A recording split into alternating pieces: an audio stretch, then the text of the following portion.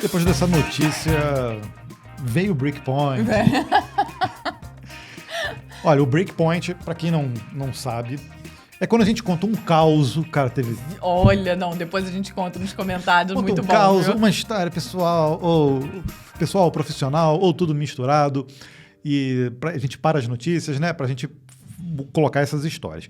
A gente já contou história pra caramba e a gente quer, antes da gente falar da história de hoje, a gente quer saber que história você quer ouvir. Pode ser história antiga, mas pode ser história nova, recente também. É uma curiosidade que você tem a respeito da gente também, do nosso nós, trabalho aqui, da nossa rotina. Nós nos mudamos para São José dos Campos recentemente e a gente já passou por tanta coisa aqui, né? Tanta coisa diferente, que já tem várias histórias. Já Mas tem. a gente quer saber se você quer ouvir ou não, né? Essas histórias. Então tem que deixar nos comentários. Mas hoje a gente decidiu falar sobre o quê, Vanessa?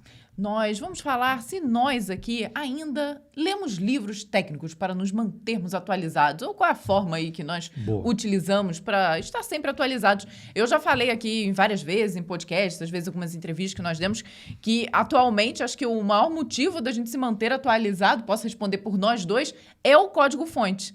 Então, né, poxa, como a gente está aqui tentando trazer para vocês tudo de novo que acontece, a gente precisa estar sempre aí antenado a tudo que está acontecendo no mundo, Código-fonte né? e o compilado, né? Porque consumir conteúdo técnico, aprender, estudar, faz parte.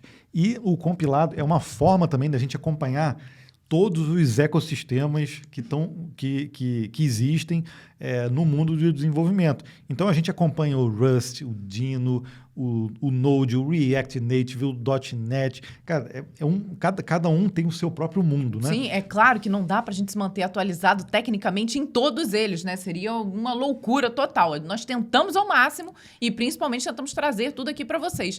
Mas e livros, Gabriel? Livros. Nós utilizamos ainda livros? Diz para mim, Gabriel, você ainda lê livros? Eu leio livros. Cara, eu leio livros de forma geral. A gente lê de vários assuntos, né? É verdade. Eu gosto muito de livros até de ficção, de coisas mais aleatórias, realmente, para desligar um pouquinho do mundo ali e focar no livro, na história. Gabriel gosta de livros... Não, ele já não gosta, pois gente. Eu gosto de livro de história, livro de, sei lá, atualmente, né, já há muitos anos, livros que tratam de economia, coisas assim, né? Coisas que são de ficção. Eu não tenho tanta Gabriel apego. tem uma dificuldade, se bem que me atrai muito essa coisa de ficção misturado com fatos históricos. Tipo um Dan Brown, né? Ali, Dan Brown, acho que nós lemos todos. Ou, por exemplo, Outlander, que é uma série que... Tudo pra comprar esse livro. É uma série que mistura muito e isso me atrai bastante. É bem legal. Mas voltando aqui o livro técnico. Eu tenho uma história muito interessante, porque...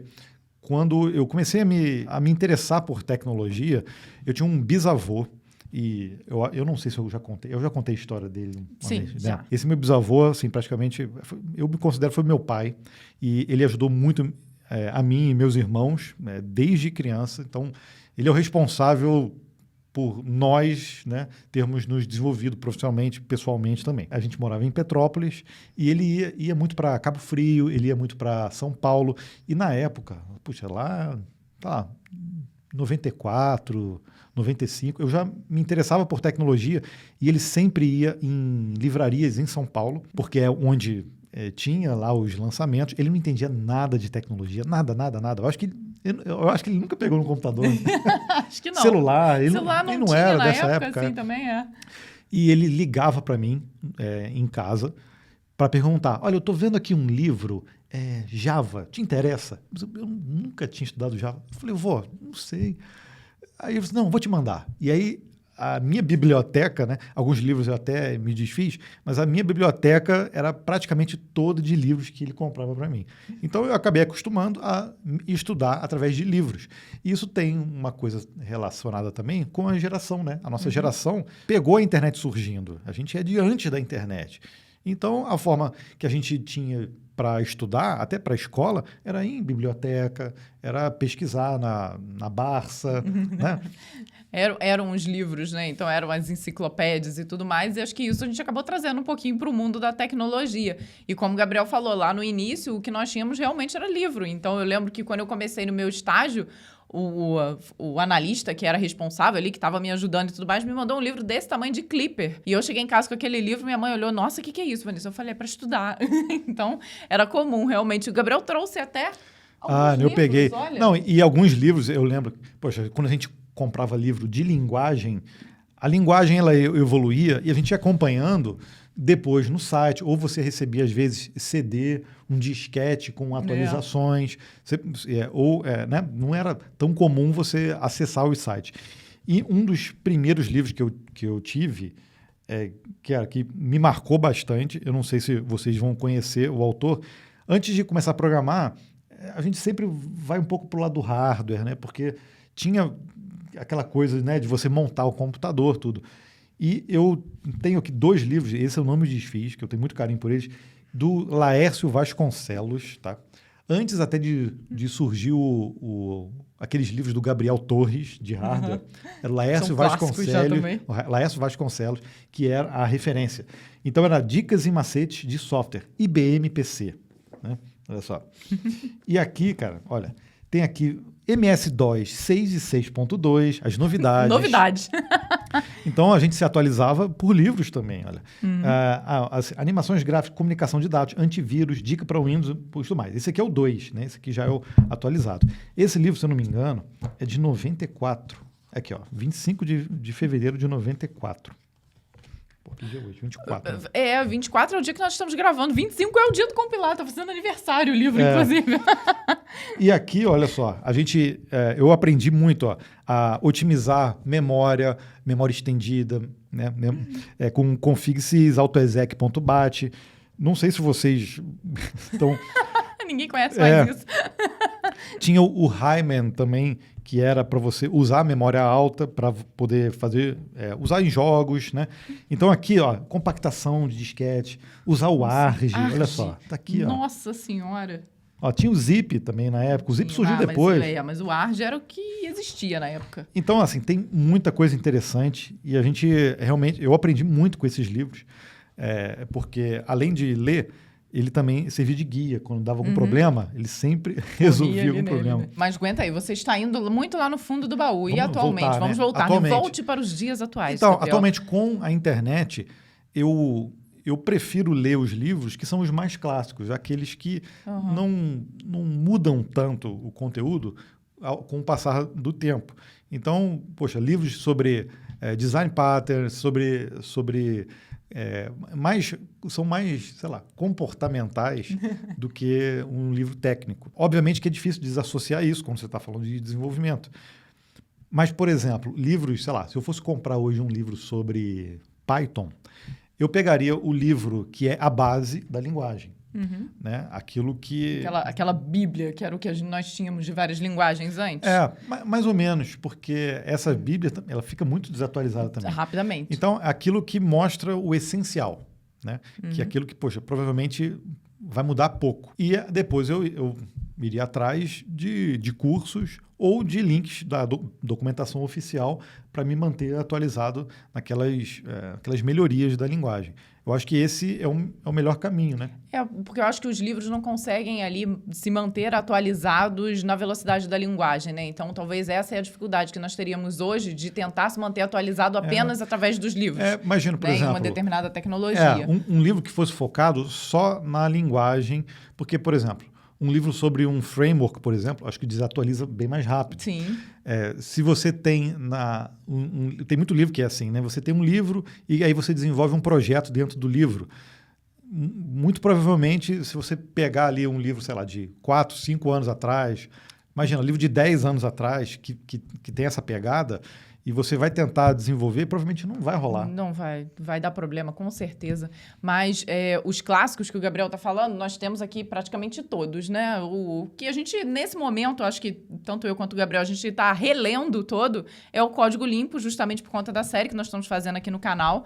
Então, acho que é esse tipo de livro que o Gabriel está querendo comentar. Mas está ali, né? ó. Eu tô atrás da câmera, eu consigo ver aqui, ó. A gente tem o de DDD, temos o codificador limpo, arquitetura limpa. Aqui do lado tem... Refatoração. O de design patterns eu já tive, mas não sei onde é que está, aquele grossão. Tem o programador pragmático. Isso eu até falo, esse eu nunca li, tá? Eu também não. Isso é um clássico. Eu tô já há quase um ano para ler o Codificador Limpo e também não li. Então, tá na minha lista. Ainda não consegui chegar nele, não. Temos muitos aqui. Na verdade, todos esses livros são meio clássicos mesmo. Algumas coisas, algumas informações a gente pode até bypassar, mas outras ainda são muito relevantes. Então, para esse tipo de livro, de leitura, eu acho que livro não tem jeito. Agora, isso depende muito também, porque, por exemplo, se você quer um livro sobre Java, um livro sobre Python, começando do zero, pode ser uma coisa útil também. Porque se você, por exemplo, mas eu passo muito tempo, sei lá, dentro do ônibus, eu passo muito tempo dentro do carro, viajando para lá e para cá, cara, não tem jeito, o livro é o seu melhor amigo. Sim. Então, mesmo que seja esse tipo de livro que se desatualize, se você compra uma versão, às vezes, uma versão atualizada, com certeza aquilo vai te ajudar, né? Então, poxa, se você gosta de ler na cama, ler no sofá, às vezes o computador não é tão confortável. Sim. Mas às vezes um Kindle ali já ajuda, né? Muita gente já trocou os livros de papel pelo Kindle e é muito prático ali, né? Mas tem muito livro técnico que mostra código e fica meio cagadinho no Kindle. Aí não fica tão perfeito. Mas quando é um livro um pouco mais clássico, que não dá para ler então, poxa, ali, né? Mesmo os técnicos, eu estou dizendo assim, né? Por exemplo, eu não levaria um livro, a Bíblia, sei lá, para a beira da piscina para ler. Eu pegaria um livro menorzinho, entendeu? Uma coisa menorzinha e com certeza te atende, né? Na hora da leitura. Mas não é... Então, livro hoje, eu seleciono mais. Eu não usaria como usava antes. Mas eu acho que o motivo foi o que a gente já conversou por aqui, né? É muito mais fácil você se manter atualizado ali através da documentação, que é algo que tá mais fluido, né? Com a evolução da ferramenta. Então, acho que a gente passa mais ou menos por isso. Eu acabo seguindo muito o caminho do Gabriel. E eu tenho aqui uma vantagem incrível, gente. O Gabriel.